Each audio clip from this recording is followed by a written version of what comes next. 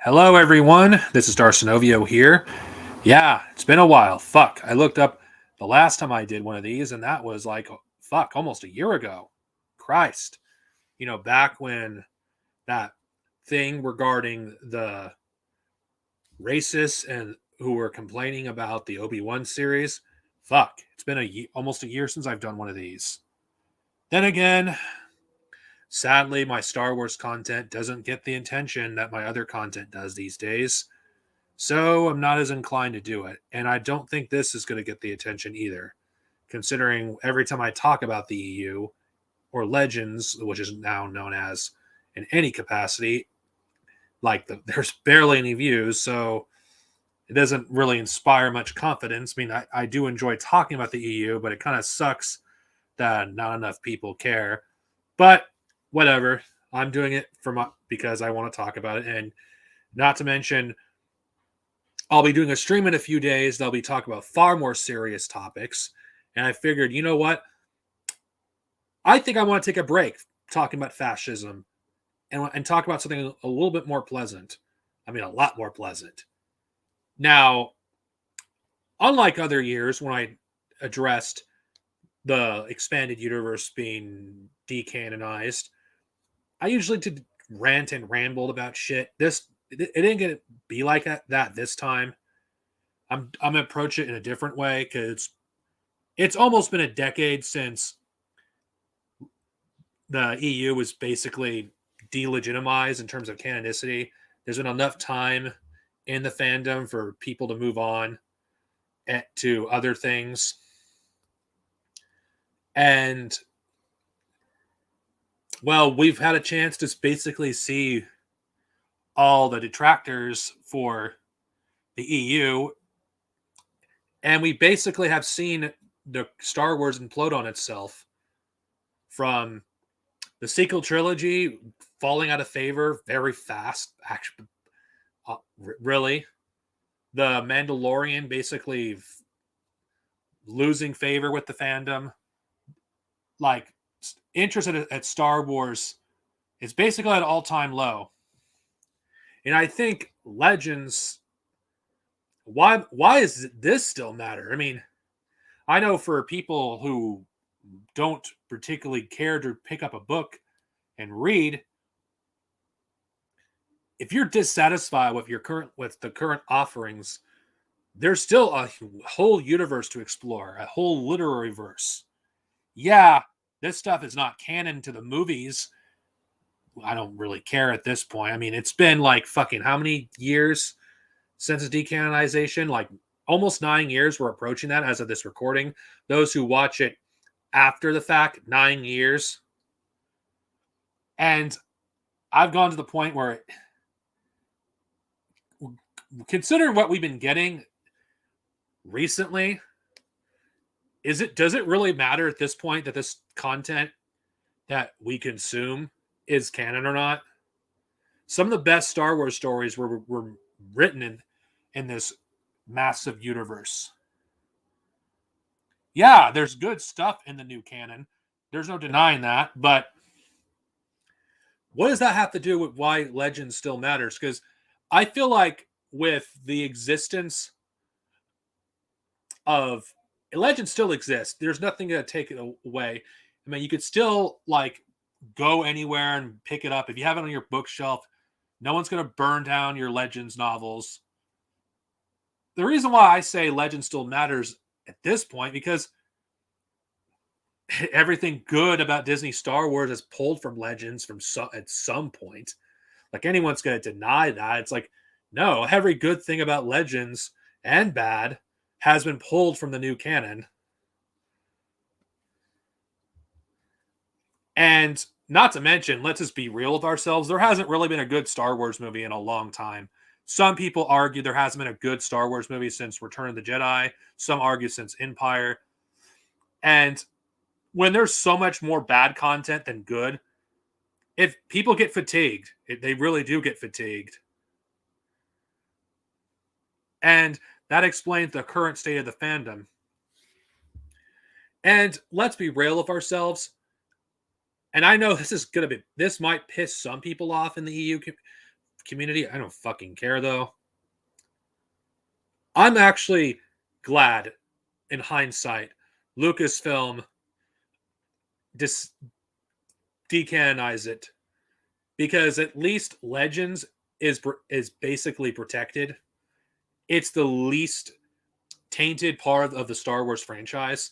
Yeah, Dave Filoni, we could complain all we want how his Clone Wars series compromised the EU, its integrity in terms of continuity, and how a lot of the stuff this doesn't add up because of his show. That would have been corrected had Clone Wars ended the way it was intended to end and wasn't cut short. I do actually think they would have eventually tied everything together, but we don't live in that world. We live in the world where none of the stuff really connects, so I just don't care about that. But despite some of the inconsistency that are caused by the Clone Wars and some minor stuff caused by the prequels, I think the EU still stands up as some of the best Star Wars stories ever produced. And I think anyone that claims, oh, this stuff is garbage, most of it hasn't picked up one book or comic, or if they have, they picked up a few, and that's it. Of course there's bad Star Wars material. Of course there is. I mean, with hundreds of fucking novels, thousands of fucking comics, there's so much fucking crap. I don't care about Mandalorian, and this is not about Mandalorian. I'm not going to talk about Mandalorian. I'm sorry. I'm not interested in talking about Mandalorian. When I want to talk about it, I'll talk about it anyway. I'm going to focus on Legends here, because I don't want to talk about something that I have no interest in. Now, this isn't a dig at people who are watching the new canon or who read the new canon. This isn't a dig at them at all. Like what you like. And yes, this will come off as me being biased. But why do I say Legends still matters? Because if Legends didn't matter, people wouldn't still be talking about it. These stories wouldn't be discussed. You wouldn't have people discuss various things in the lore regarding Legends. You wouldn't have people still talk about how good these stories are.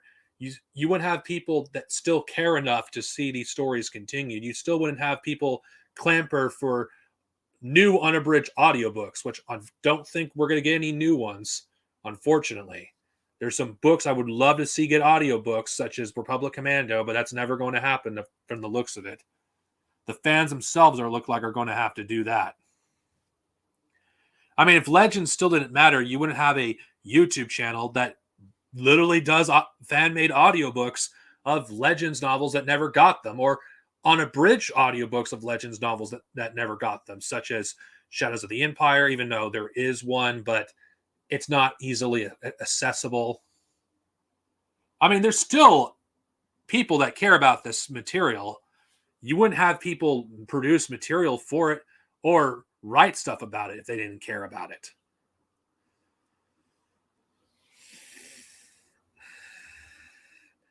And another reason why I think Legend still matters too is the comics as well. They're continue getting reprinted. The novels are getting reprinted. I mean, I don't know how anyone can claim that this stuff still doesn't matter. Yeah, it doesn't share the same canon in terms of hierarchy, that it doesn't invalidate the stories that exist.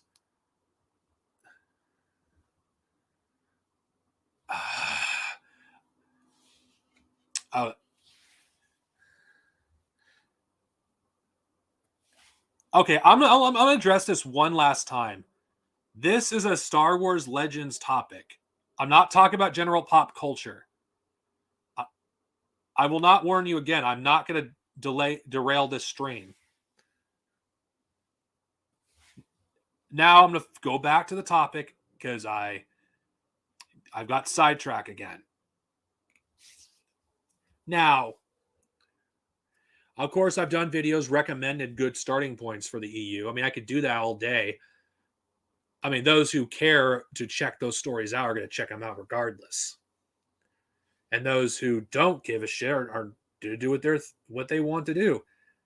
I mean, another reason I think these stories still matter to me, because when I'm currently going through Vector Prime. The book that started my reviews. And that will be a novel that I will be talking about in depth this year. I'm going to do more in depth analysis, unlike the shallow crap that I did when I did it back in 2015. I wouldn't be continuing doing Legends reviews if it didn't matter in this at this point in time. There's other topics in the EU that I would like to revisit too. These as their own separate videos, such as the philosophy of the Jedi, then the Force, and how back in the early to mid 2000s, you had the very soul of Star Wars itself being questioned. Like, that is something that intrigues me. And all this was done in the EU. Now, I'm not saying the movies themselves didn't do it, but the movies themselves don't have time for this. I mean, the prequel trilogy has, what, it's 6 hours. There's only so much you can do in that amount of time. Books, there's a lot more time you could explore these things and explore them in depth. You can't do that. This isn't a criticism towards the movies at all, because movies, books, and comics, all that stuff is a different medium. The reason why I refer to the novels more than anything else is because it offers me more stuff to chew on. I mean, there's a reason why I barely talk about the films compared to the EU, because there's just a lot more to these books. Not saying that there is nothing wrong with once in a while just reading a book that isn't as detailed or deep as some other books. But the aspect of Star Wars I love are in the books that I frequently revisit or want to revisit. The New Jedi Order series explores many concepts that it's one of the reasons I fell in love with the EU to begin with. And that everyone that claims that the new canon explores stuff that the EU doesn't, just doesn't know what they're talking about. Like, one of the things I praised the High Republic for is the different philosophies each of the Jedi have. It's like, what are you talking about? It's so shallow. Like, the way these authors write these stories, like the Jedi are so self-absorbed in the High Republic. Like, they have they're so up in their high horse. Like, it's almost as if the author's like ideology is reflective of the characters. It's like, wait, these are supposed to be the heroes of our story that we're following. They're so stuck up. They have their stick up their ass that it's like there's nothing interesting about these characters.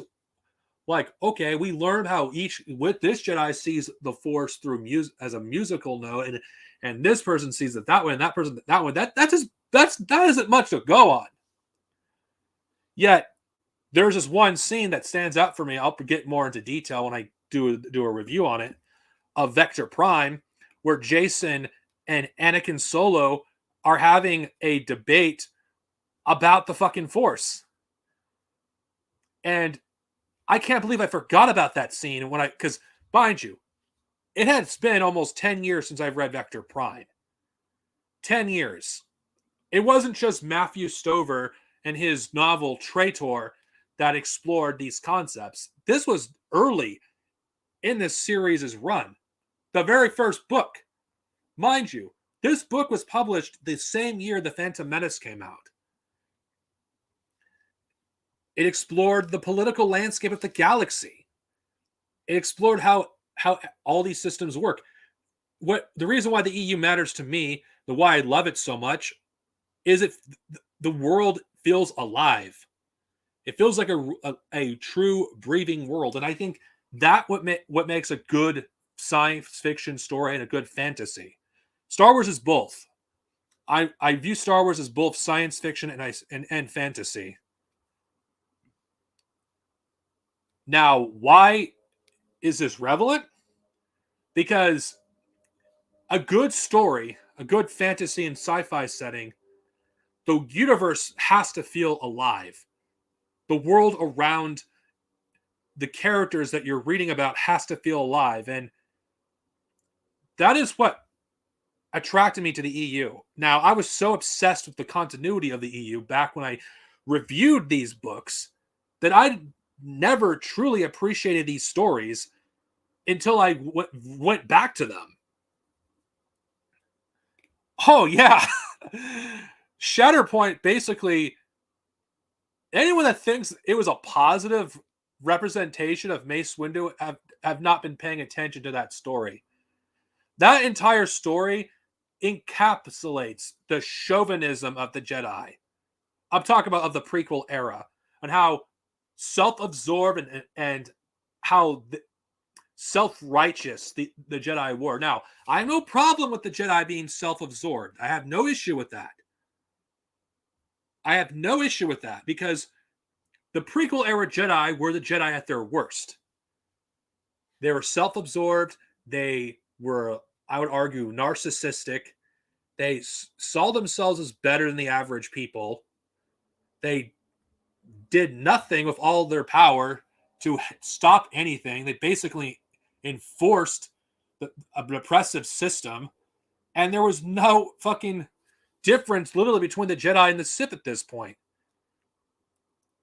Now, I could not see these nuances because I was too obsessed with the continuity of the EU to truly look at things from a nuanced perspective. Now, I have a confession. I've listened to the audiobook of Darth Bane Path of Destruction more times than I probably should have.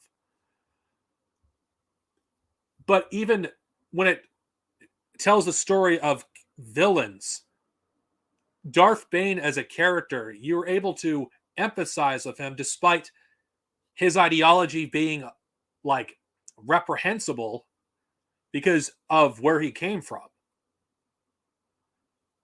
His upbringing is what made him such a compelling character to follow. A terrible person, yes, but he isn't without nuance. I mean, the Republic was no better than the Sith. They were the same thing, but the Sith were more honest about it. Like, oh yeah. Like, I hate that fucking character Faria so much, but you know what? The thing I love about these books also, it makes you hate the politicians that are in power. And that's the thing that it's like, wait, no wonder I don't like the new canon. The new canon is it's basically making you empathize more with the fucking people in power than those who are not in power. No wonder I can't stand these books. Like the new Jedi Order series also, yeah, there was a lot of mistakes Luke made, but it was realistic. Like, come on. He rebuilt an order that was completely destroyed as far as the authors at the time knew when they were writing it. So whatever discrepancies between the EU Jedi Order with Luke with the Jedi Order of the prequels, I don't really view it as a contradiction at all. I mean, the Jedi literally suffered a genocide, and Luke basically picked up the pieces, and he had trouble trying to fucking do stuff to actually keep the Jedi in check. I mean, I'll get into detail deeply when I talk about Nectar Prime in detail, but he's struggling to rebuild. One of the most important aspects of the Jedi Order is the Jedi Council. If you have no authority to enforce with something like the Jedi, they're just going to run amok and do what the hell they want. And it made the people that were opposed to the Jedi legitimate. It's like, yeah, these people have legitimate concerns about Jedi being all gun-ho. Something the High Republic doesn't give us anything. The High Republic basically has the Jedi be the epitome of morality, while not actually giving us like a valid criticism of the Jedi. Then again, neoliberals, it's all about pushing the status quo. That's basically what the new canon is. And the very rare stuff that slips through the cracks. I will talk about Brotherhood in a different video one of these days. I definitely want to. This is why I think the EU still matters. Because there's a lot of stuff in these stories that people will overlook because, and I'm going by these right wing nerds here, because they don't actually appreciate all the amount of detail these authors put into this world. It feels so realistic. Like, I'm looking forward to getting to read the progress of the series because the way like the New Republic handled the Yuzon Vong invasion, how they didn't take it seriously. It's like you can draw a lot of parallels between the real world and how the people in the Western countries didn't really take the Nazis seriously, or the didn't really care about the like Holocaust until it started to affect them. That's when the New Republic started to take action. The New Republic kind of sucks, honestly. And I love that fact. I really do love that fact, how real this world feels. And you know what? I think this is the reason why a lot of fans of were turned off by this. Those who prefer the escapist fantasy of Star Wars don't want this universe to feel realistic. Oh, I don't want this universe to feel realistic. I want to escape into a different world. There's nothing wrong with it, with a healthy dose of escapism, but stories that don't feel realistic aren't stories that are actually you can actually follow. You got to have some form of realism to some extent. Like the characters have to feel like real life people. This is why the EU still matters to this day, because when you pick up a story in the EU, they feel like real people. Brosferia. Why do so many readers hate that bastard? Because he's a politician. And what do people hate? Politicians. They're scum. They're opportunists. They do the most fucked up shit imaginable to stay on top. They could do all this most horrific stuff and still get into be like the highest rulers of the government. No, I'm not going to lie. Leia does represent what the ideal liberal would be.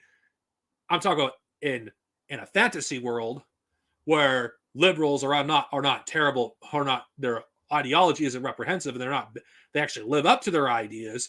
She's what the idealized liberal, though I don't even consider her a liberal, but I'm just saying that's how the people who wrote her as. She's basically the ideal I don't want to call her a politician, but diplomat. Someone you would want to represent you. She's the ideal, while Brosferia is the real life diplomat. And again, there's nothing wrong with having some idealist people in our characters, because let's be honest here, no, I don't think we want our heroes to be fucking awful people.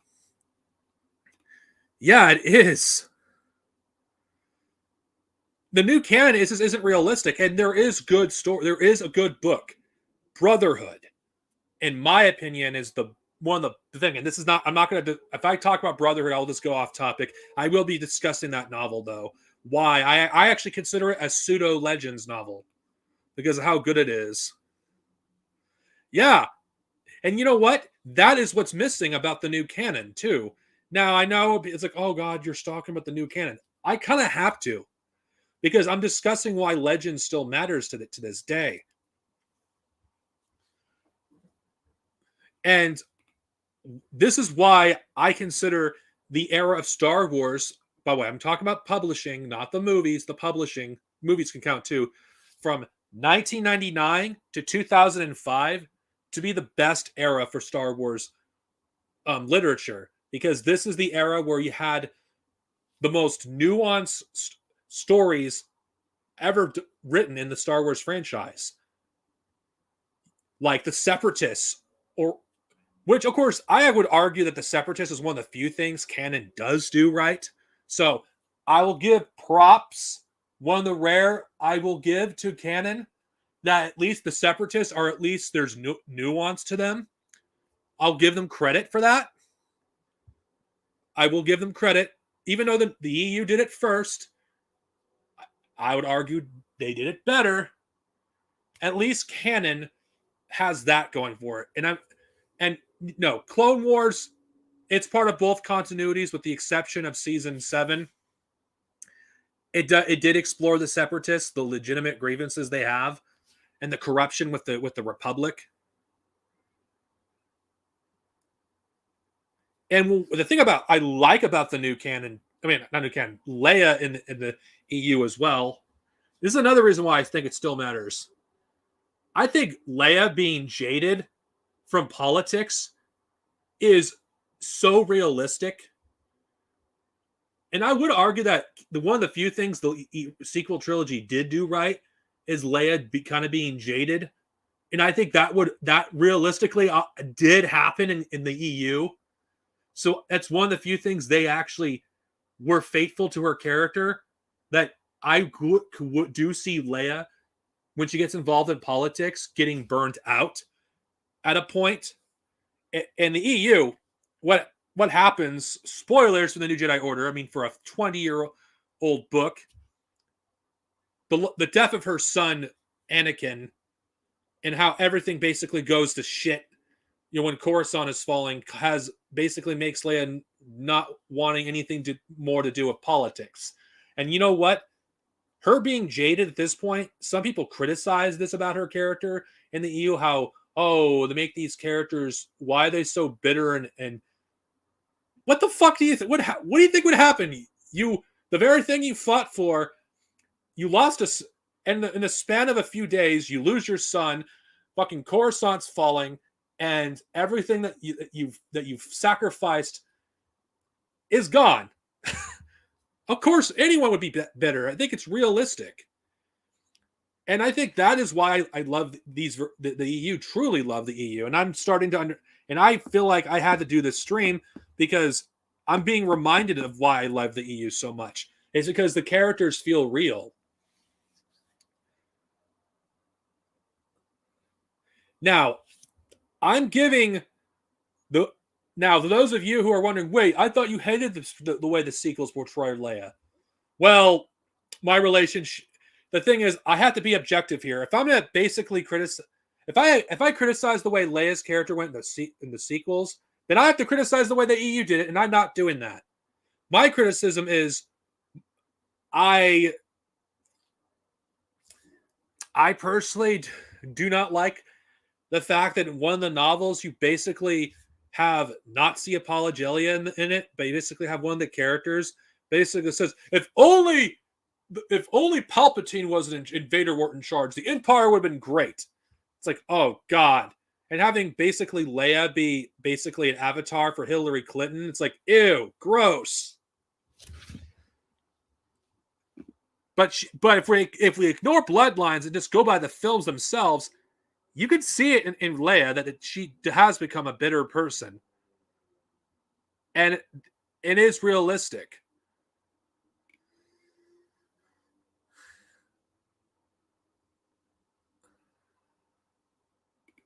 Well, she was involved in politics a lot in the EU. She becomes the chief of state, which for those of you who don't know, what is the chief of state? Of course, chief of state is president. But for those of you who want to know what it actually is, before the chancellor, the word existed, they used the word chief of state. Though I actually think the chancellor sounds kind of something like yeah, I do think I think it's brilliant. Oh yeah. Oh yeah, Hans. Oh yeah, there's another thing about the EU that I love. Empire Sims don't want this series, the New Jedi Order series, completely destroys pro-imperial arguments. I wouldn't be surprised if that was the author's way of, because I'm pretty sure you did see in the Star Wars fandom at this point, when these novels were published, pro-empire apologelia, and you basically had an author who basically hated these people and hated Nazis and basically criticized the very concept of, oh, you know, if the Empire was still around, the Yuzon Vong would have completely destroyed them. We really don't know that. And even if that were true, that doesn't justify genocide of multiple aliens. It doesn't justify destroying entire cultures or religions because it goes against the empire. I mean, people seem to forget that the empire, or they don't care, are the bad guys. They are called stormtroopers, for fuck's sake. Yeah, the expanded universe does, which does actually humanize these characters and gives more nuance to the empire. That these aren't, not everyone who fights in the empire are evil for evil's sake. They saw what they were doing was a necessity. Not all of them were Palpatine. I understand that. And of course, it's not interesting literature to basically, especially if you're doing an ongoing story like Star Wars, to have everyone be a bloodthirsty monster like Palpatine. No. I mean, but that doesn't change the fact the institution of the Empire was in itself was evil. And yeah, you had morally questionable people within the Rebel Alliance. I mean, Bras Faria, anyone? The guy, I would argue the guy is a borderline fascist. Like, yeah. So, yeah, I would argue that. Sorry, I lost my train of thought. Yeah, I would argue that it made the war realistic because, well, let's be real. In history, even when you had some morally questionable people, even in a righteous cause, not everyone's going to be freaking like a good person. There's people that they'll do some really bad shit, and that's just war. War is ugly. War is bloody, and the way the Star Wars universe portrays political rivals is realistic. I mean, the whole reason why Bill Iblis, probably one of my favorite like side characters in the EU, his grievances with Mon Mothma, sorry, Mon Mothma, was legitimate. Like, he thought she was power hungry, that she like that she isn't someone you could really trust, that she could be that she is could possibly be a dictator, and he didn't really trust her. I mean, of course, he was basically more extreme. I don't even want to call him extreme, but he believed like the fighting the empire and through more extreme measures, while she was more moderate.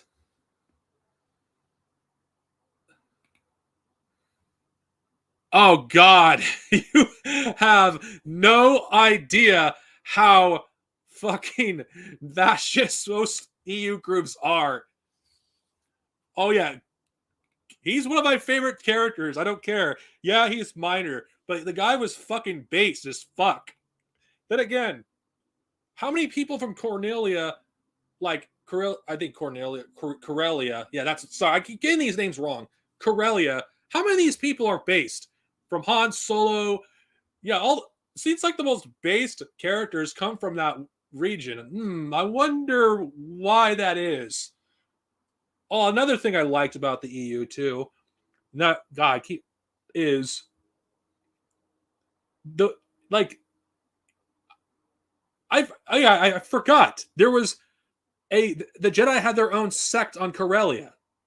They have a sect that basically accepted marriages. I mean, I'm not saying canon can't do this or won't eventually do this, but I feel like it was done so much better because it's realistic as well. Like, for those who are familiar with various religions that have existed, there's different sects like Christianity, Islam, and of course there's other religions. I'm not going to name every one of them because I'm not educated on them, but it's realistic. Storytelling 101 is making the world as realistic as possible. And I think if your only focus is the continuity aspect of the EU, you're doing yourself a disservice. You really are. Considering the fact that there's a lot more to the EU than continuity. It doesn't, like, I don't care how, yeah, the continuity is the great part about it. But what makes it even better than that is combine that with the world feeling like an actual world that can actually exist is what makes it so appealing. And I think the best science fiction and best fantasy series feel alive. Like it's one of the reasons why I love like A Song of Ice and Fire too. As much as I find the characters to be morally reprehensible in that world, it feels like a real breathing world. It feels real. It feels like it can actually exist. Same thing with The Wheel of Time. That even I haven't read the whole series as of this recording. I've yet to start book 10, but what I've read of it, that world, the amount of cultures that exist, the amount of the people, how realistic everyone feels. You see what I'm getting at? The reason why canon just doesn't have that same appeal that Legends does is because you have to be a certain kind of person to read canon. Not saying you can't, there aren't good stories in canon. Oh, there's good ones. I've mentioned Brotherhood. I don't know how many fucking times I have to mention that great book. One of the few books in canon, and I will die on this hill that it's great. A pseudo Legends novel. The Thrawn Ascendancy books, the first two. I haven't read the third one, but I expect greatness from the last book of that trilogy, Greater Evil. Like even the bad guys or the people that are morally gray, they got so much nuance to them, and it's what makes these stories worth revisiting. I mean, it's been over 20 years since the New Jedi Order series started, and almost 20 years since the series ended. I bring up the New Jedi Order mostly because I'm revisiting these stories, and what makes these stories still stand out to this very day is the fact that these characters feel so real. Mace Windu in Shatterpoint, as much as I dislike his ideology, he's a great character in that book. You can actually understand why Mace Windu would view things the way he does. The reason why he loves the Republic, because he sees the Republic as civilization, which I don't think that's meant to endorse the ideology of Western chauvinism and white supremacy. But if you could read those lines, it's like, oh, that is how white supremacists see Western civilization. They see it as civilization and everything else is barbarism. That's how Mace Windu sees the Outer Rim systems. And that's what makes the Clone Wars all the more tragic, is just how used the people of those of the Outer Rim are. And same thing with the Sith. They're victims of colonialism and imperialism, vice, whatever, everything ism you think of. Now, I haven't mentioned the movies at all because, well, the movies themselves are actually enhanced by some of these stories. Like Darth Plagueis is one of the greatest Star Wars stories of all time. I would like to talk about that book in detail in the future. I did do a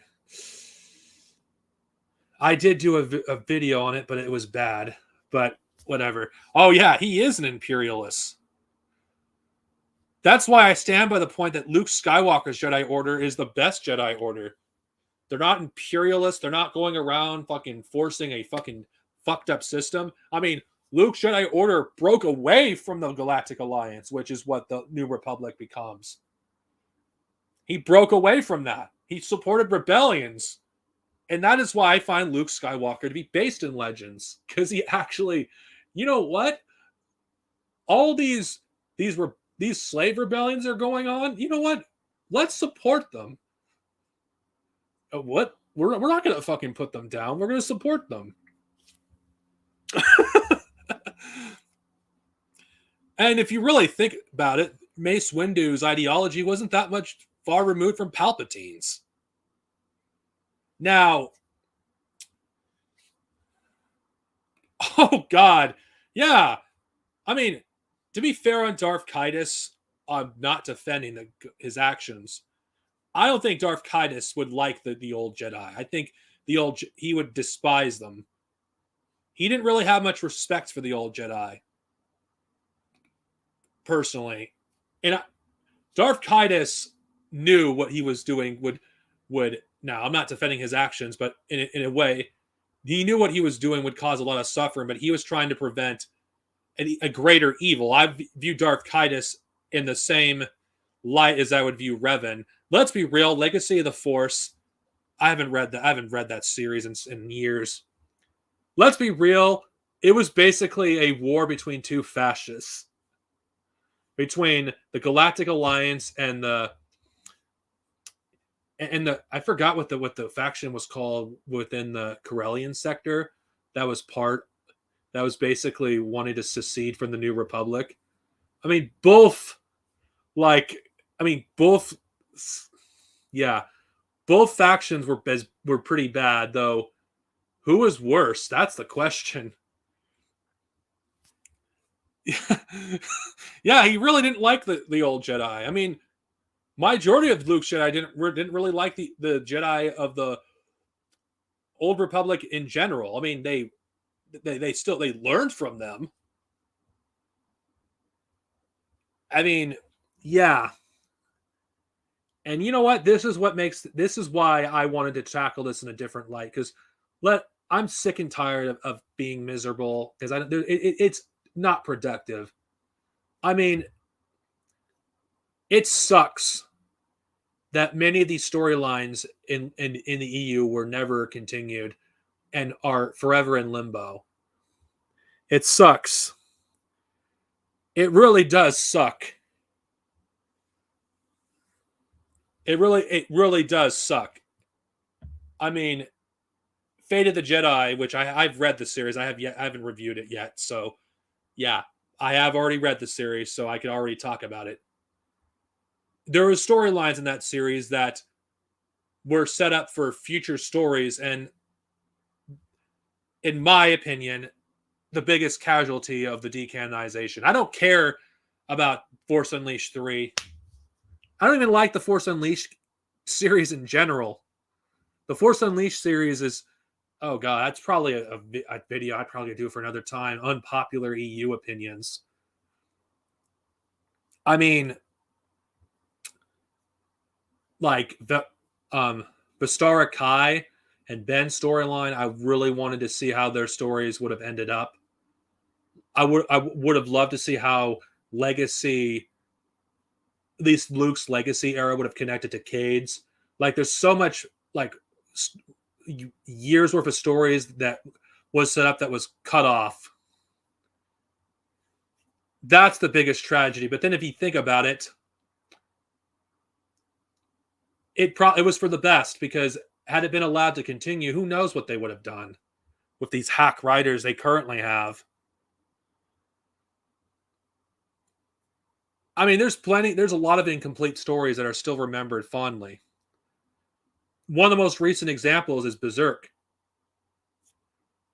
For those of you who know what Berserk is, it's a manga it's been going on for over 30 years. The author passed away a few years ago. And despite it being incomplete, though there's talks of it being continuing under his editors and people that he worked with. What does Berserk have to do with the Legends, though? Why am I even talking about Berserk? Because Berserk is still a masterpiece, despite the fact that it's incomplete.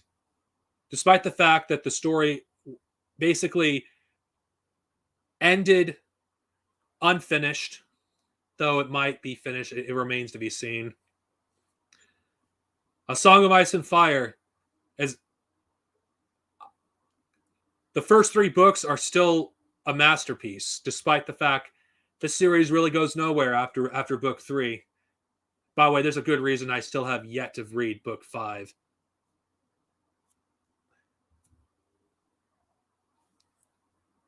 And I don't know if you know this, Dune was never finished either.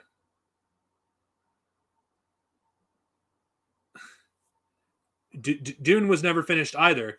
So, and those who wait, what do you mean Dune was never completed? There was supposed to be a 7th book. It was never written. It was published by Brian Huber and Kevin J. Anderson, but I'm talking about by the original author. It was never finished.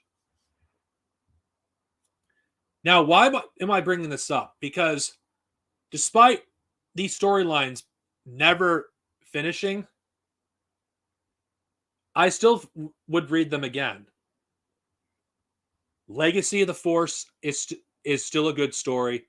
Fate of the Jedi is one of my favorite stories in Star Wars. I mean, I think Abeloth is one of the scariest Star Wars characters ever. I mean, she's basic. Her entire character, like some of those scenes of her, feel like something straight out of a horror movie. She was definitely a breath of fresh air for Star Wars because Star Wars never tackled horror that often. Yeah, I haven't read this book yet. You have Death Troopers, and I forgot what the Red Harvest. I think that's the other one's name. It was so different. And yeah, that storyline was never complete, unfortunately. But I would still read it because it's that good. Legacy of the Force, had it ended there, it would have been good. I mean, Legends in general is still something worth talking about and still worth revisiting or visiting, if those who haven't yet to pick up a book up, is because the stories speak for themselves. They really do. I don't need to go around defending Legends' honor. I did that mistakenly years ago. But when I look at it from the perspective of 2023, it's almost been 10 years since the EU's decanization. There's nothing I could say that needs to be said about these stories. They're fucking amazing on their own. They still are. Yes, you have your bad books such as the Crystal Star and the Calissa trilogy. Yeah, you have some questionable things of Dark Empire.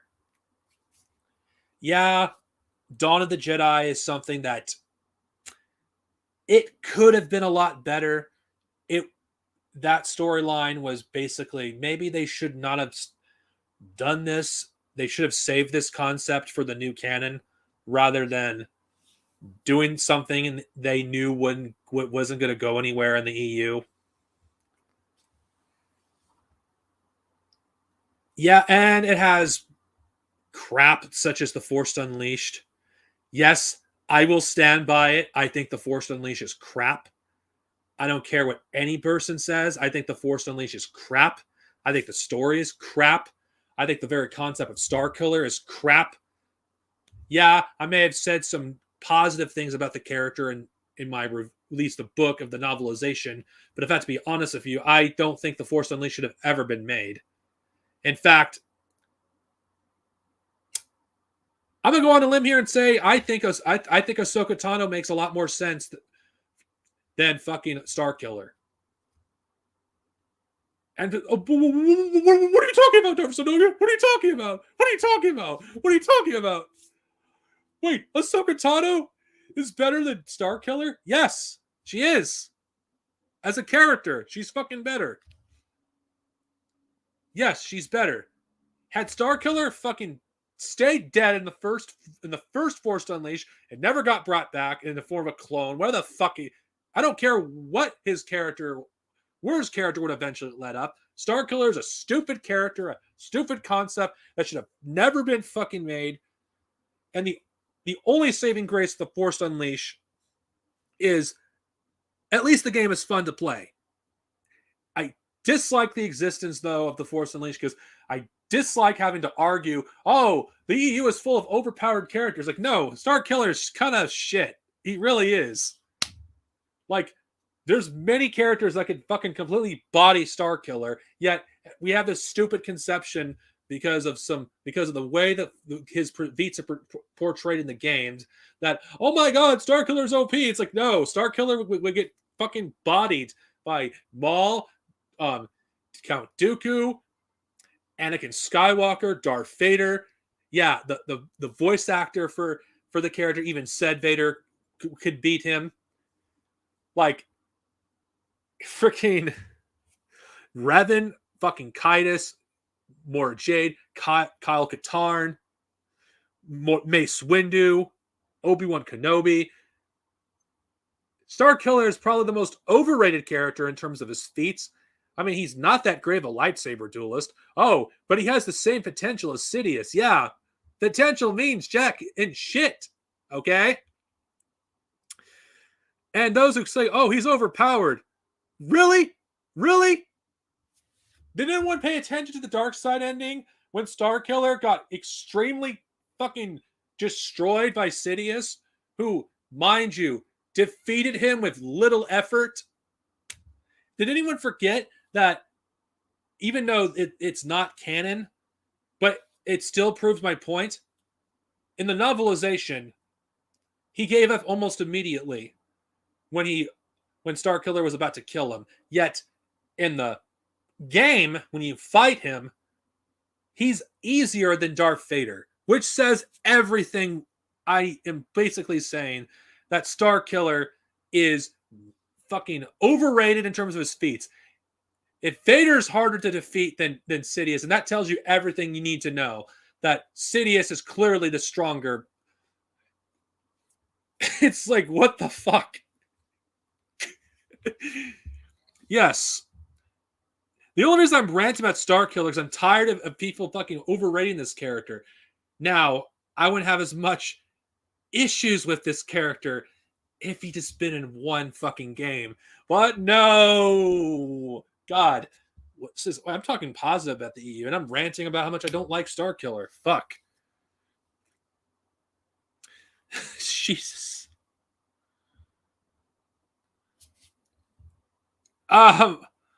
If we're going by the games, yeah, I know. For those of you who don't know, in the hierarchy of canon, I don't know why I have to explain this, but I figured I might as well do it. This is another reason I despise talking about Starkiller, is video game feats are not taken into consideration when we're talking about the canon hierarchy. The Force Unleashed novelizations are more canon than the games. The games are secondary. Because, mind you have multiple versions of the Force Unleashed where you have events that are depicted differently. You go to fucking levels. There's levels that don't exist in whatever version. That's why I just talk about the freaking novelization when I talk about Starkiller. I don't know. I'm not a fan of either character, really, but at least Ahsoka, at least if we're judging her based on the Clone Wars alone, feels more organic in terms of how she's integrated into the story than Starkiller. Starkiller just feels like, hey guys, you know, Anakin's gonna have an apprentice. You know what would be really fun if Anakin and Vader both had an apprentice. It's like, what? So we did this for marketing. That's let's be honest, that's the Starkiller exists primarily for marketing. Ahsoka's the same way. Both characters exist because of marketing. And okay, mind you, Ahsoka fans, I have nothing against Ahsoka, but I'm just stating both characters were created for marketing. And I guess this is what I'm talking about, that Star Wars, you were starting to see the decline at this point.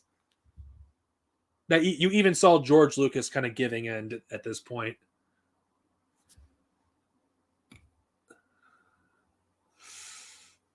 He was. Now, Starkiller. The concept of the character isn't bad. It's just how he was executed.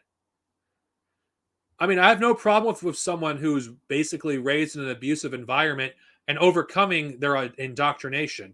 I have no issues with that. I just don't. Let's be honest here. Most people who are watching this, can we all agree that most of you probably are not going to read the novelization? And I think that the medium that most people are likely to be exposed to is visual. And I don't think people should be required to read the novelization to get the full nuance of Starkiller's character or his love interest either. I don't think we should be required to read external media for that. The Force Unleashed should be able to tell the story on its own. And yeah, the novelization does a better job on presenting the story. But I still think people who have played the game should be able to get the full story or be able to get the full nuance without freaking another source.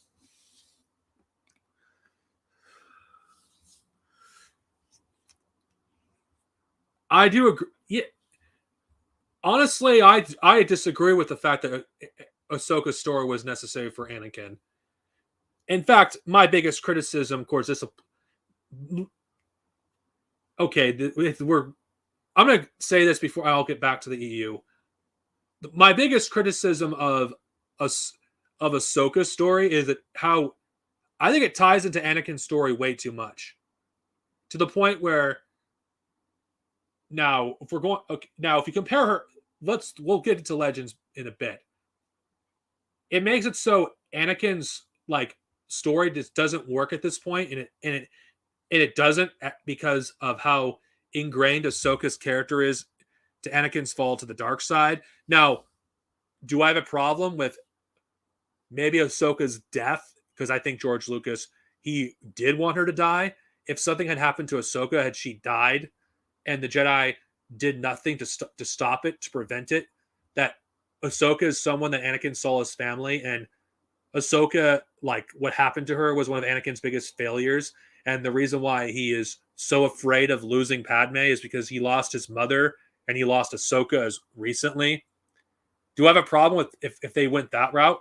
No, because I think it would actually make it so Anakin's motivations are more justified. Him and Mace Windu despising each other, Anakin despising Mace Windu. Had Ahsoka died and the Jedi did nothing, and when they could have, Mace Windu especially, you would have had more personal animosity between Anakin and Mace Windu.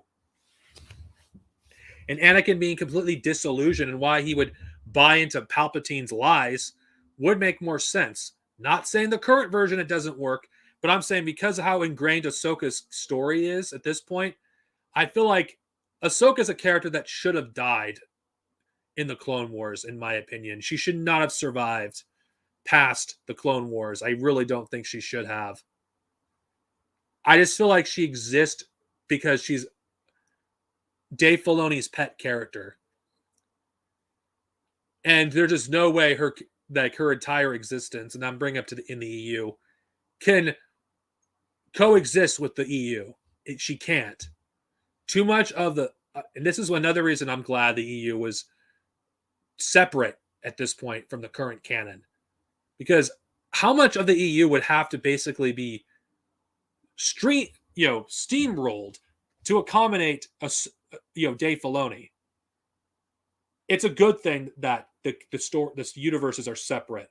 That way, not one part of the franchise is undermining the other. That both parts of the franchise are fine. Now, for the argument that Ahsoka's story is needed for Anakin's, no. Because before Ahsoka existed, you didn't need to read these stories. You don't. But you got additional nuance on why Anakin fell to the dark side. One of the most traumatizing events in the Clone Wars for Anakin, and one of my favorite comics of all time for Star Wars, is the Battle of Jabim. Now, why the Battle of Jabim? A lot of Anakin's comrades died. He thought Obi-Wan was dead. The battle was literal hell. It was one of the worst defeats of the Clone Wars. And in my opinion, that's enough. And there's other instances in the Clone Wars that also caused Anakin's downfall as well. I mean, he fought in a fucking war, for God's sake. He wasn't the only Jedi that fell to the dark side either. I mean, war is fucking hell. I mean, even the new Jedi Order series, you had Jedi fall to the dark side, or almost fall to the dark side, or struggle with the dark side. And that's more than enough. Hell, even without that material, you basically get the general idea that these people have been fighting in a war for years.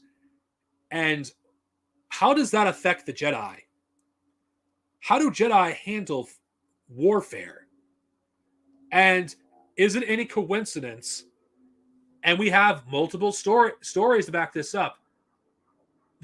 The time where Jedi are most likely to fall to the dark side is during wartime. Why is that?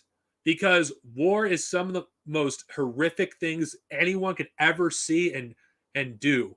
Some of the stuff people can do to other human beings is evil beyond recognition. Some of the stuff that any normal person would see as evil happens in war, and war changes people. Even a good person, someone who is genuinely a good person, will never be the same when they're fighting in a war. When they're done with it, they will not come home the same. There's a reason. And I mean, you look at multiple Star Wars eras to back this point up further. The Mandalorian Wars. How many of the Jedi that fought in the war fell to the dark side? A good chunk of them. How many Jedi fell to the dark side in the Jedi Civil War? A lot of them. In the final Sith Wars. By the way, I'm bringing up stuff that I'm familiar with, even though I'm skipping over eras like the MMO. I haven't played it and I don't intend to. So, but it still backs up my point that every time there is a war, Jedi are far more likely to fall to the dark side simply because of the evil of war. And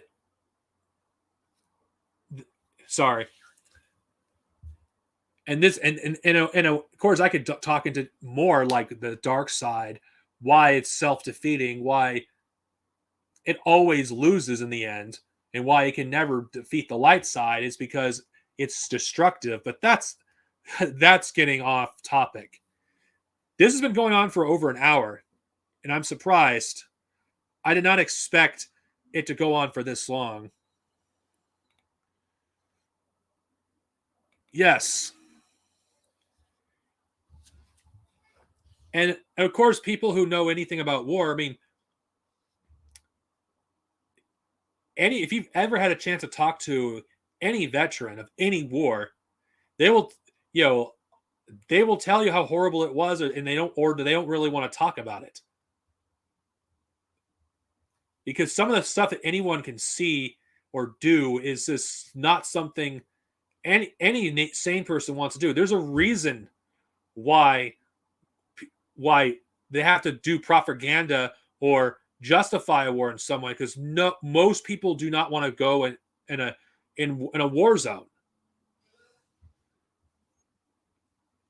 Now, of course, we could argue that Luke did some terrible decisions in the New Jedi Order series, which he has, but he was in a bad situation.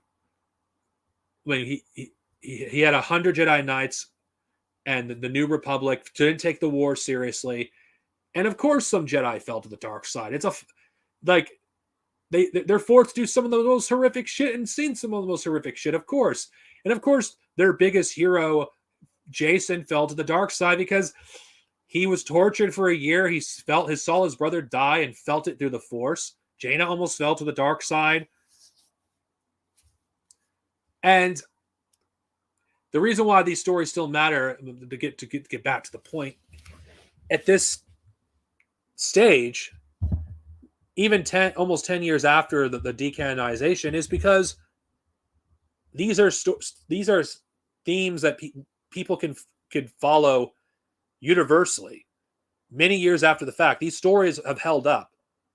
Unlike a lot of the stuff in the new canon, most of the stuff in the EU is still going to hold up. It's still going to be something that they'll be worth going back to. And people can argue, oh, these stories will not be will be forgotten because they're not canon and blah blah blah blah blah. Oh, what's canon is what matters. Well, go ahead and go tell yourself that, because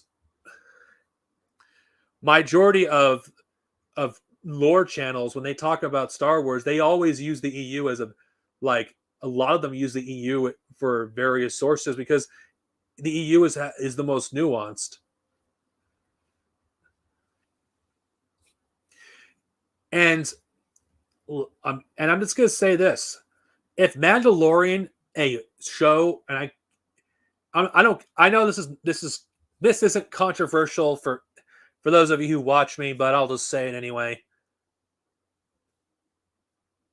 If the best thing you have to offer in the modern era of Star Wars is an aimless show that doesn't know what it wants to be, season 1 of Mandalorian was good. Season 2, I saw writing on the wall. Book of Boba Fett, I haven't seen it, but everything I thought what would happen in the third season happened in the Book of Boba Fett, and it's just the show is just getting worse and worse and worse. And yeah, my tastes have changed. I'm not going to lie either. I'm more of a reader now than I am watching television, which is why the EU holds more appeal for me, because the EU is the whole reason why I read a lot as much as I do. I don't just read Star Wars books because I read a lot of other stuff too. I read Star Trek. I read some other novels. I read nonfiction. But Star Wars was what paved the way. Legends is what paved the way. I owe a lot to Legends. I own a lot to Legends. When I started reading Star Wars books regularly, my reading comprehension got better because I was exposed to more words. I read a lot more. I read more than I ever have when I first started. I mean, I haven't stopped. And I think people that dismiss the EU, it's like, no, screw you. The EU is what helped shape me to who I am today. It paved the way for me to read. It made me a better reader. I was able to read well, don't get me wrong, but I didn't read as frequently as I do now. I mean, I read a book here and there, but it was Legends that made me want to read more. And the choice back in 2015 was, do I basically, and of course this is, and I'm being real, do I basically just settle for less, or do I settle for something better? And I settled for the EU. I mean, 2015 and 2016 was probably the most I've enjoyed Star Wars, actually, honestly, because it was so easy to ignore the new canon back then, because the new canon wasn't really established that much. I was able to basically escape into this world. Yeah, I read EU books prior to 2015, but I stopped for a time because of the decanization. But I really went deep into Star Wars, deeper than I ever have it ever. So, and Star Trek has done the same thing. Star Trek has, I'll probably talk about a later date. Actually maybe appreciate Star Wars more, because why am I complaining about canon when I'm reading this stuff that's never been canon in the first place? So it made me see that. Now, of course, I'm going to be accused of flip flopping by, of course, by my detractors, because, oh, Darth Synovius can't make up his goddamn mind. Well, I'm sorry if maturing as a person is because I changed my mind about something. I mean, no fucking person ever who is a complete individual stays the same. I mean, hell, I'm a different person today than I was 2 years ago. People change.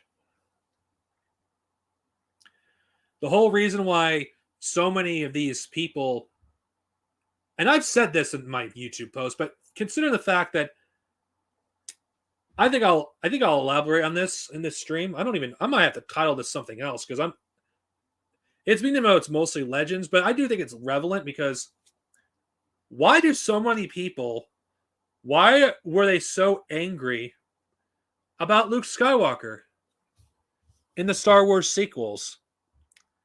Because last time I checked, the people that complain about Luke Skywalker's treatment in the sequel trilogy didn't give a fuck about Luke's treatment in The Force Awakens. How the character that people were expecting to see all three, Han, Luke, and Leia in one film. They didn't complain about when there was not one scene with them together. But the moment that they don't get to like live their fucking whatever fantasy that they had in their feeble mind, and they complain about, oh, they ruined our childhood heroes. It's like some fucking bullshit. It's like, let's be real. The reason why they complain about Luke fucking Skywalker is because these people don't have any heroes. Because every hero they have is fictional. Not to say that Luke Skywalker's values aren't something we should be inspired by. I'm talking about the original Luke and EU Luke. Luke was never an alpha. Anyone that says that is a fucking moron. He was never an alpha. And God forbid, we make these characters human. Oh, wait. Didn't the expanded universe explore Luke's, having doubts, or Luke making some serious mistakes, or Luke doubting himself, or Luke making some decisions that, that kind of something he may have done in the sequel trilogy, but done better, or Luke running away from his problems? Oh, wait. Everything they hate about Luke in The Last Jedi was done in the EU too. Oh, wait. The Black Fleet Crisis trilogy. Oh my God. Luke Skywalker, the stress of the situation he's going through is becoming too much. Like, oh my God, he runs away from his responsibilities.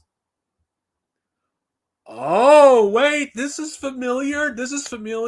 Luke running away from his responsibilities. Oh, didn't he do that in the EU? The thing that these people claim to love, but they completely ignore that Luke did some of the same thing. Oh my God. No. We're going to ignore that. Even though, because, we never read this stuff.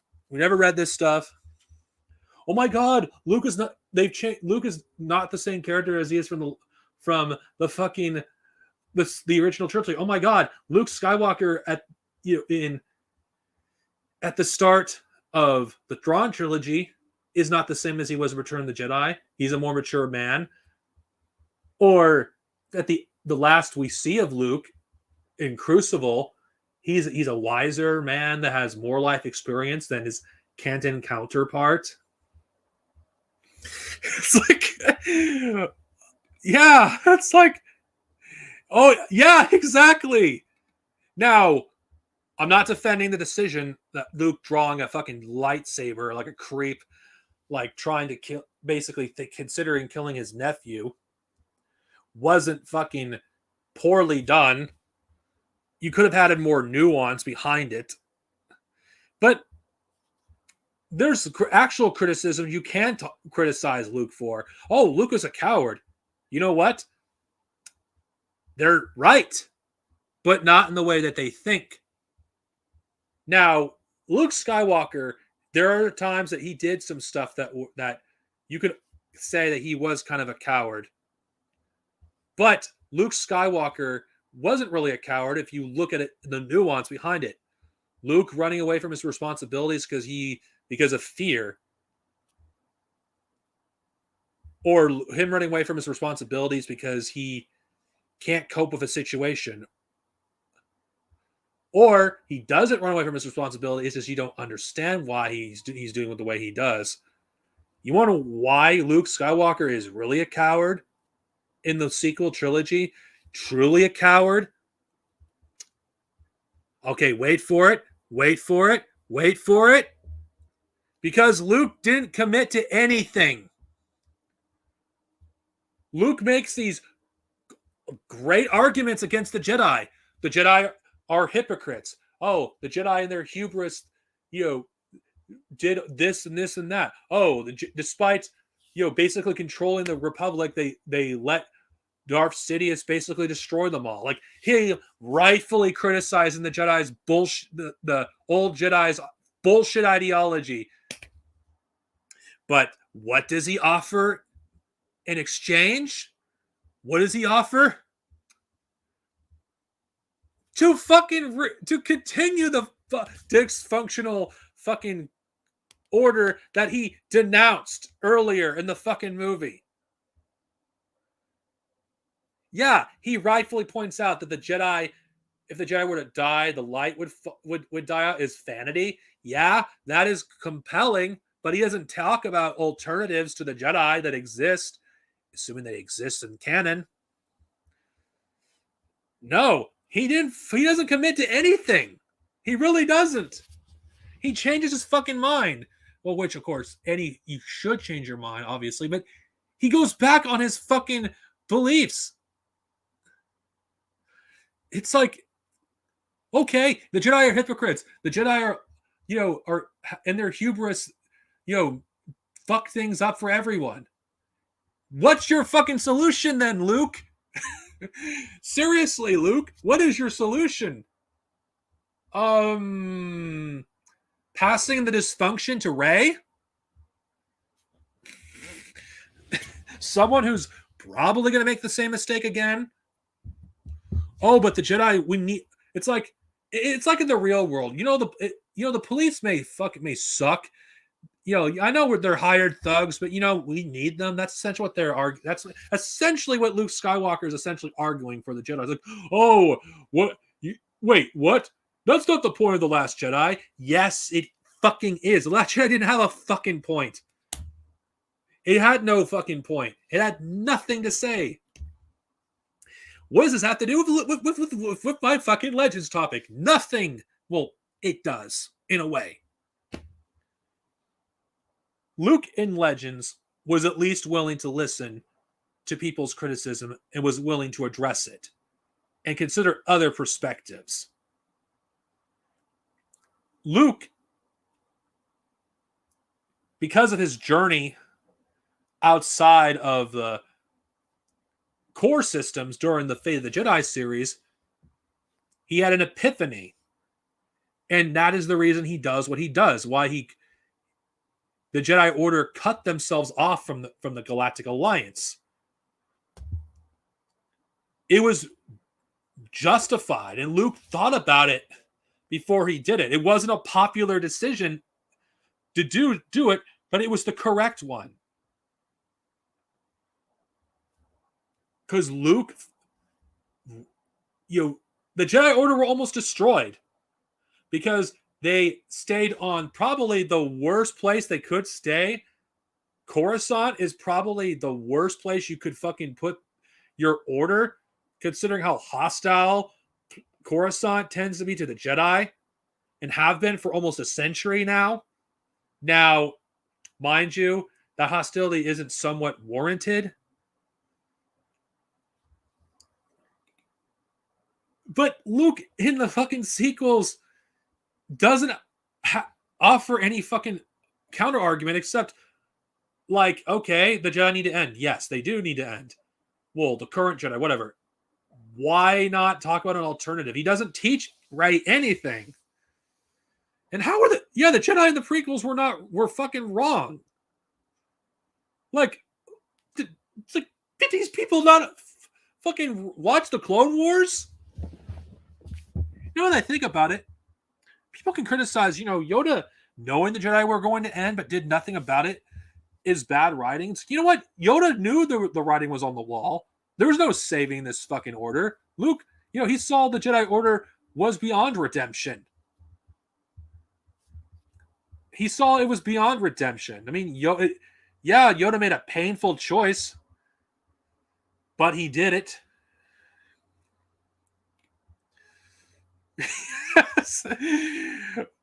Yeah, he just gave up. Like there's no nuanced conversation why Luke is a coward in the sequel trilogy. It's it's just wait, he's a coward because he refuses to like assist the resistance.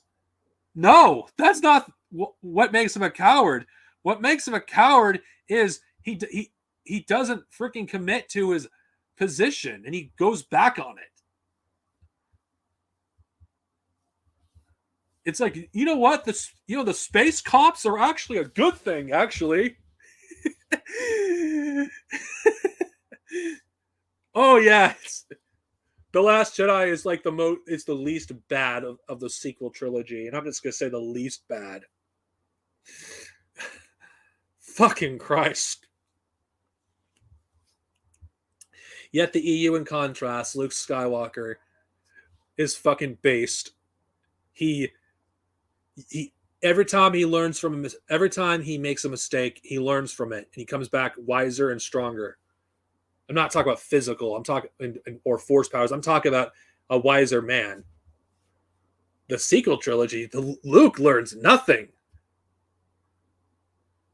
Oh God, I'm sorry if I'm ranting about the sequels, but I'm more ranting about the recycled arguments, and I am so sick and tired of fucking. What the fuck does this have to do with the EU? You know, this is getting off topic. I'm gonna put this back to. I think I'm gonna end this stream, but I think I'm gonna end it with this because whether you love the EU or don't, whether you like are still bitter about the decanization, think of it like this. Look at the current state of Star Wars, the franchise, and be thankful the expanded universe was spared from that fate. We literally dodged a bullet here. None of the bullshit that we fucking hate about the new canon is in the EU.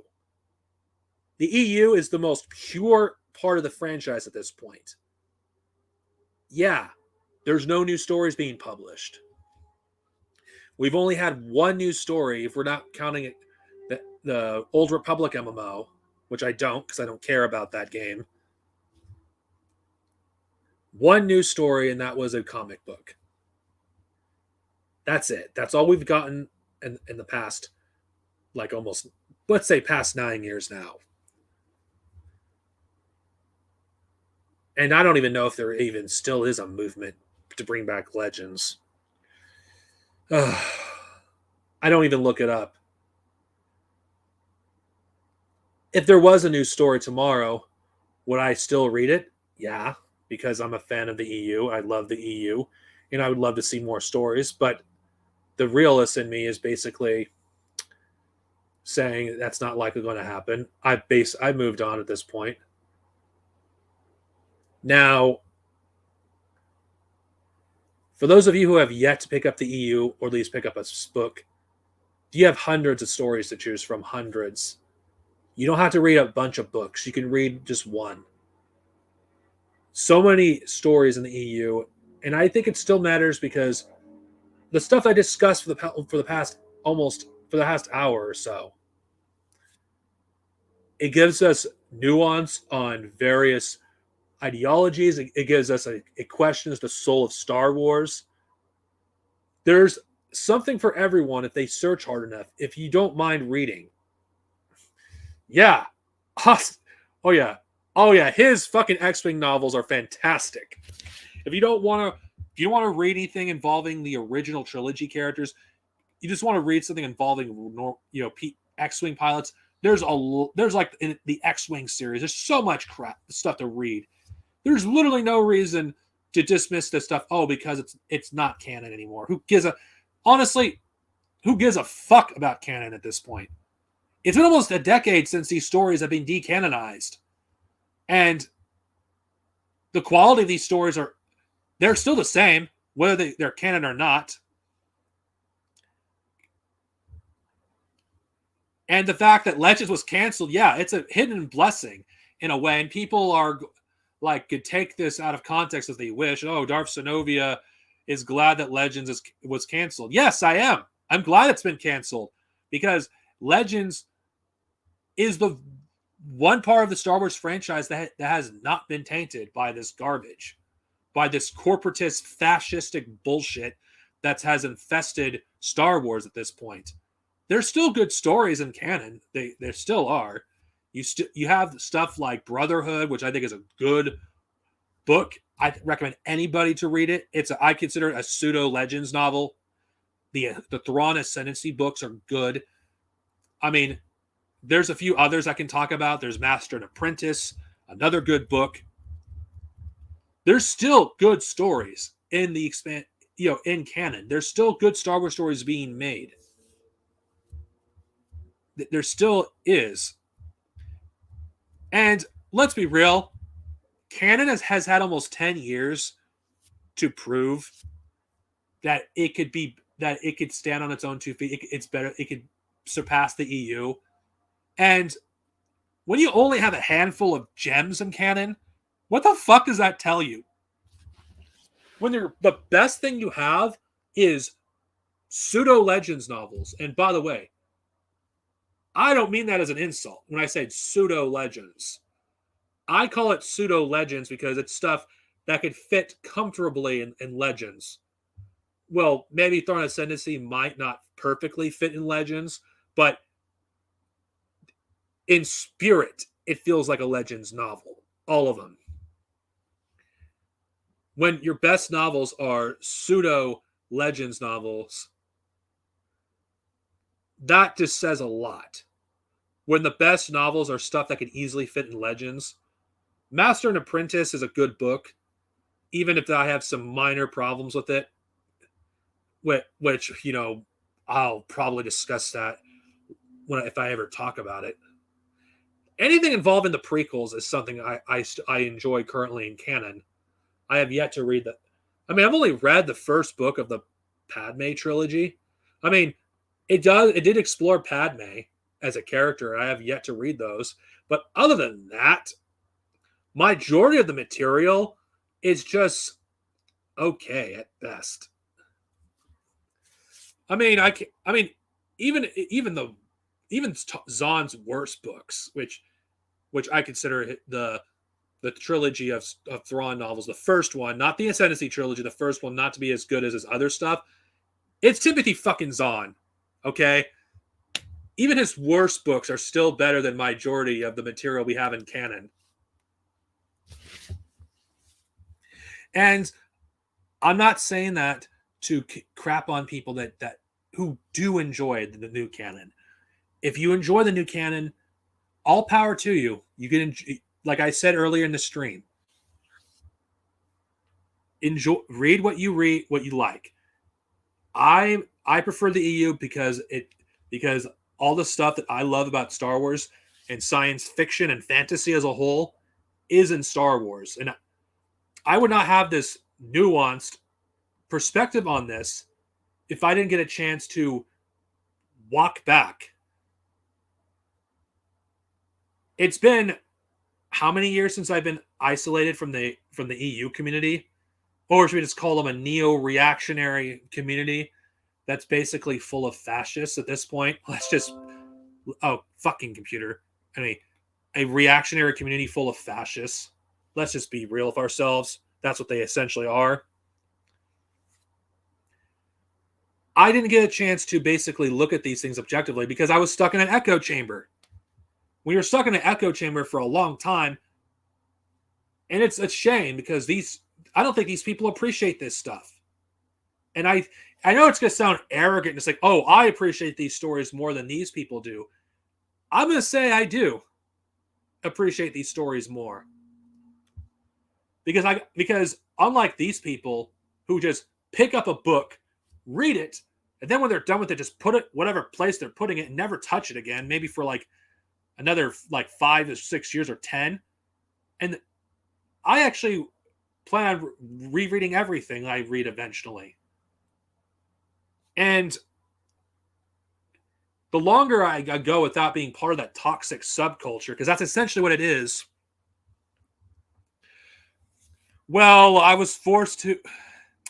considering the stuff I've been through, like in the past, let's say past 5 years at this point, a lot of stuff has happened. I've lost family members. COVID happened. Charlottesville happened. The Capitol Hill riot happened. The whole fucking year of 2020. I know people are going to groan. It's like, oh, he can't go one stream without talking about politics. Well, fuck you, my hate watcher. I'll just say it. Seeing the rise of fascism and seeing it be more open, especially in these fandoms, I was forced basically to live like a hermit. I'm like Obi-Wan Kenobi on Tatooine and Yoda on Dagobah, where I have to like reflect for a long time. And if those of you who watched my videos, like, I challenge anybody right now, or when they're done watching the stream, and I will say this, watch my original Shatterpoint review and then watch my remake. It is night and fucking day. Which one is better? It is night and fucking day. And anyone that says my content has gotten worse, bullshit. My reviews have gotten better, actually, since I've gotten away from that subculture. Anyone that says that is fucking full of shit.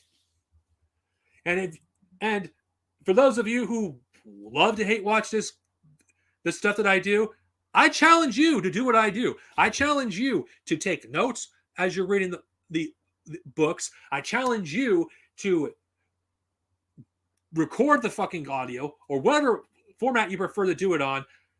Edit the damn video and upload it. I fucking dare you. I fucking dare any of my hate watchers who claim that my fucking content has gone downhill when I've done what you haven't done. I've been reviewing this shit for almost a decade. I've been reviewing Star Wars novels for 8 years almost. I'm approaching my 8th anniversary that I started reviewing Star Wars books. In fact, since I've started doing reviews in general. I've been doing this shit for a fucking long time. Like, if you go back to memory lane, I started recording this shit on a fucking PS Vita of all things. Yeah, that's right. I did it on a fucking PS Vita. I did it on fucking multiple phones.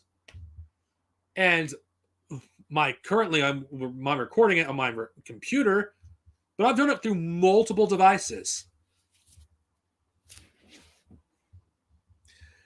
I've gotten better at doing reviews because of experience. But like some of the stuff that I do now, I didn't consider back then. Oh, I make a mistake. Oh God, I have to re-record the fucking whole review. This is the reason I don't show my face on camera anymore, because it's so much easier to record audio and then edit any mistakes I make that make me make an ass of myself. It was a fucking struggle doing all this shit. Do you have any idea how many times I re-recorded my reviews? Some of this stuff, you probably saw me really tired because I recorded it for almost an hour because I wanted to get it right. Like, my videos, a lot of them were like under 10 minutes, even though it's like, how the hell did I spend very little time talking about Shatterpoint when I spent almost 40 minutes talking about that fucking book? Or did I spend 40 minutes? I don't remember. I'm not going to look it up at the moment. They are better. And you know what? Experience is everything. And Legacy of the Force. Oh my God. There's so much stuff I could have talked about now. So much missed opportunities. If you're wondering why I have not gone to Fate of the Jedi yet, it's because I'm not in a hurry to go there. Part of me has considered stop doing reviews after Crucible. And you know what? Why stop after Crucible when I can just continue doing this until I'm done? Like, I don't think I want to stop reviewing Star Wars books unless I have run out of shit to review.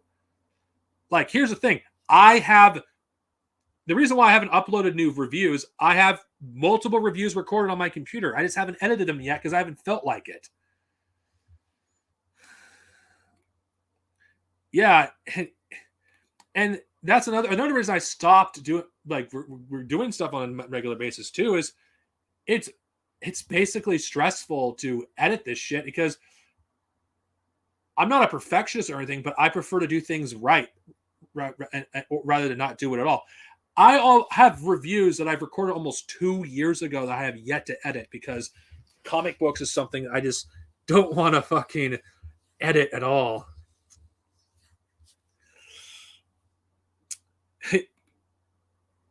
I see. Well, I won't spoil Fate of the Jedi. And some of those reviews, I have a confession. I did them after I did the audiobooks, or I fucking did them because I needed filler as I'm recording as I'm reading another book and I can't go almost a month without a review. Like back then, I did some compromises I would never do now. I mean, the Black Fleet Crisis, who knows? I'll probably have a different perspective today if I were to read them because I've matured as a person. Like everything, the stuff I like about Star Wars, I probably would appreciate the Black Fleet Crisis for, because I wanted to get to the new Jedi Order series, and I feel like I compromised a lot of my videos because I wanted to just get shit out.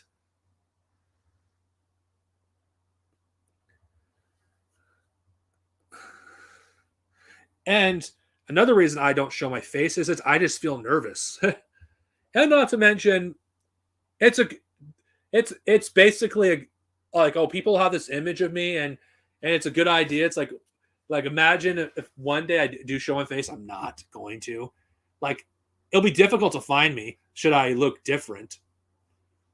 People are not going to recognize me, and I tend to keep it that way. And God, by the way, I'm not dragging this stream on. There's too much stuff to talk about. I mean, the whole reason I even did Legends reviews in the first place was because my channel, for those of you who don't know, before I started doing Star Wars content, was this random nonsense of me ranting. Thank God most of my videos before before I currently do Star Wars content are not on this channel anymore, because a lot of it is so bad that I just don't even want to remember it.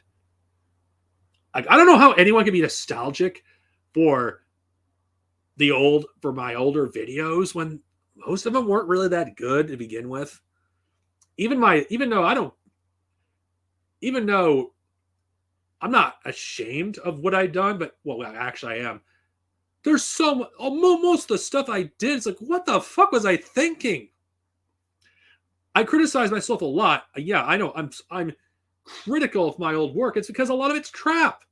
How can anyone like my older content? It wasn't that good. The video quality was awful. The sound quality was shit. Like, I didn't talk really. I mean, I wasn't really that convincing, of that, to be honest with myself, on why you should read this book. If I get into detail, now, it took me a bit to get it right, and I'm still working on my craft. I apply this to my Star Trek reviews too. The whole point is to do what I wanted to do before, but do it better. And I'm not doing it for anyone but myself, and I'm just be real with my reviews. I do it because I want to actually talk about this stuff. And my Star Trek reviews, I don't intend to do what I do with my Star Wars reviews, because I do not have enough Star Trek related reviews to actually do a re-review for everything, and I don't intend to, because there's more Star Trek books I have on my shelf than Star Wars books I have yet to read, and I don't want to fucking go through all that. I may review a Star Trek book here and there, depending on which book it is, but I'm not doing everything. Star Wars, will I do every book? I'll do what I feel like it. I mean, the Crystal Star is a book I wanted to actually do an in-depth review of. As bad as that book is, I got a confession. I didn't read the whole book. Yeah, I didn't read the whole book. Now, do I regret that review? No, actually. It was more for comedic purposes. Like I played One Wing Angel when I did the Crystal Star. Yeah, I played One Wing Angel for Final Fantasy VII. I did it more as a joke more than anything else. So I don't that review isn't meant to be taken seriously. It really isn't. Like when you're hearing like One Wing Angel when in a Star Wars review, it's like, oh god, this is shit. Like I did that for as a joke more than anything else. That review I don't regret because it's one of those reviews it wasn't meant to be taken seriously. Oh, by the way, for those of you who watched that review, you know when I when I actually threw I actually did not intend to throw the Crystal Star. I did on accident. So when you heard something like break in the background of the video, that was not fucking intentional. That was a blooper. So yeah, you had a blooper in one of my reviews. So that's something for those of you who care to know. I didn't do it. I didn't do it for Dawn of the Void either. Actually, I didn't read the whole thing, but I do intend to do it better. I don't remember. That's a book I tend to revisit too. That is cringe. I don't ever want. And people, I'm still getting shit for that for this day, even though I haven't used it in years. Ugh, I don't. That was cringe.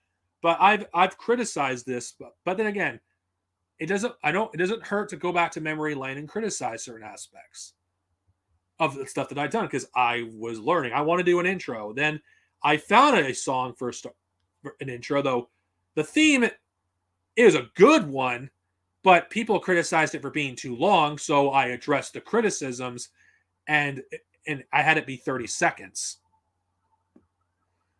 So the current opening theme is I chose it because it was long enough where I could have a 30-second intro, but short enough where it doesn't feel like I'm suddenly ending a song.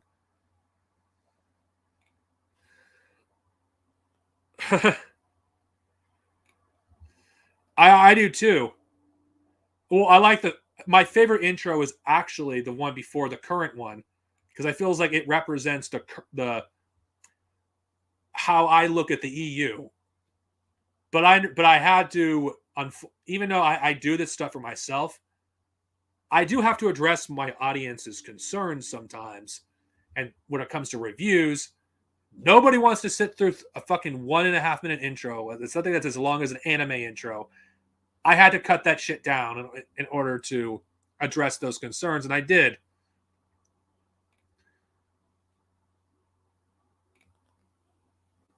Now, Jesus, this fucking outro is fucking longer than I expected. I guess I'll just continue this as long as necessary. Now, I'm not gonna make any grand promises or anything because every time I make one, I fucking fail at it. Now, I do have a planned outro for my last Star Wars review ever, if that day ever happens. And I don't. There's two themes I considered using. They're from Star Wars. Yub Yub or the special edition version of the Return of the Jedi theme. Now, why those songs? Because if I was going to do the last Legends review ever, that would be the song that I would be using. Though I probably would use Yub Yub for another video. I don't know what it would be. Or for a montage of all my reviews, I probably would use that. I don't know. I haven't even considered doing that yet. The Crystal Star, if you're wondering what that is, it's basically a so bad it's good. That's the consensus is. Of course, there is another review I have planned. One I do. I think. Do I really want to submit? I have the books. I can't even believe I have them. I won't spoil what. I think I'll do that for a milestone video, though. Those particular books. I mean, they're hard to find these days, but PDFs are not that difficult to find. For those of you who are wondering, well, I'm not going to spoil it, but for a milestone. And now, what is a milestone? I haven't done a milestone video in a long time for my Legends reviews. The reason I haven't done it because, well, I stopped doing it because I felt pressure that I needed, and I was running out of material. So I decided, you know what, let's just do a milestone every now and then. Jesus, I'm sorry, I'm just looking. Actually, I think I'll do this later. Yeah, I think I'll do this later. Anyway, I don't got much left to say, except may the force be with you. And if I did anything to entertain you for a few hours or whatever, for an hour and a half to keep your mind off the terribleness that's going on in the world, then I did my job. For those of you who don't know, on Sunday, assuming things don't change, I'm doing a collaboration with Red Pagan. Make sure to support that stream. Give it a like, share it anywhere you go. Anyway, see you guys later. May the force be with you always.